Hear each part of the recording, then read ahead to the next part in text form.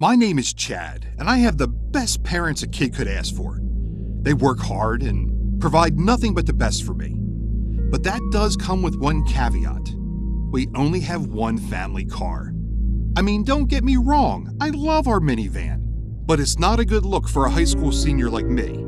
And factor in that I was probably conceived in the back of it, but that's not important, and it's downright icky.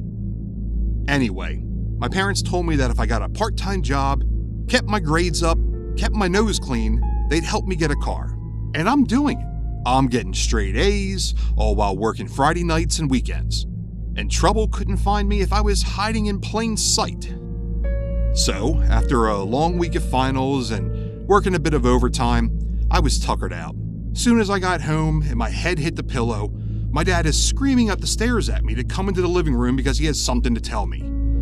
So I picked myself up and stumbled my way into the living room. My mom and dad were standing there, cuddled up and giggling. I asked them what was so much fun, but no one says a thing. So I turned back to go back upstairs until my mom starts making a vroom vroom sound. I turned to tell her to stop teasing me, but with an underhand toss, my dad lobs a set of keys at me. No way, I say, smiling from ear to ear. Next thing I know, my mom is leading me into the garage, and I see the most beautiful 4-door sedan that has the words "Wash Me" fingered in the side from all the dirt in it. I looked at my dad and asked if this was for me, and he says, "Absolutely." And I did like any coming-of-age young man does, and that's cry on my mom's shoulder. She gives me the warmest hug ever. She just keeps whispering, "You earned it, sweetheart." My dad hopped in the passenger seat and cheered louder than me. Once I got myself together, I had to go call my best friend Greg. He answers the phone and he loses his mind too. Greg was basically screaming for me to come pick him up. And after my parents gave me the wink and a finger gun, I grabbed my shoes and hit the road. We cruised around town for hours, running into people we knew from school and even made a few new friends.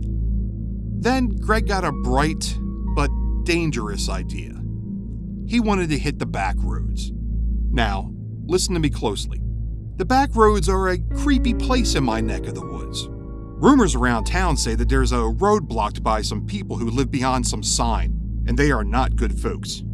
That's enough for me to keep driving, but once we got to the sign, it was turned sideways. Greg and I glanced at each other, his head bobbing yes, and mine no.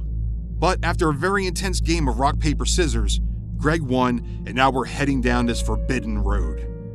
The ride is pretty cool at first, then all of a sudden the paved road turns into a dusty trail. The trees get closer and closer to the car, and the further we drive, I'm getting spooked at the same time that Greg is snapping selfie after selfie.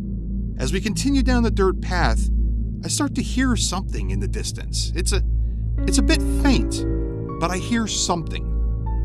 I tapped Greg on the leg and asked if he heard it too, and he didn't. I told him we were turning around.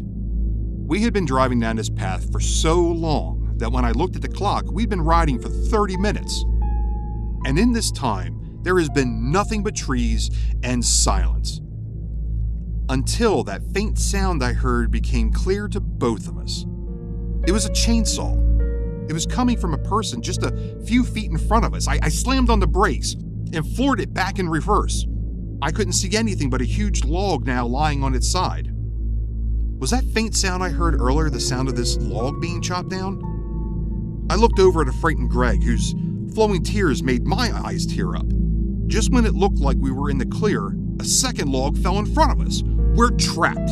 The darkness and silence has my blood running cold. My attempts to keep Greg calm isn't working. The sound of the chainsaw becomes deafening now that it's right on the passenger side, and before he could even move an inch, the chainsaw chews its way through my door and into Greg. His insides burst all over me, and the inside of my new car. Greg's lifeless body drops into my lap. His head smacks against the key ignition and snaps the key inside. After I slide my best friend off my lap, I was able to get out of the car and make a break for it. I sprinted so fast that I didn't even notice that I was surrounded by silence again. Once I hopped over the second log, the quiet night air is invaded by the sound of that chainsaw again. I don't stop running towards the main road until I can feel the teeth of the chainsaw ripping into the back of my shirt, and then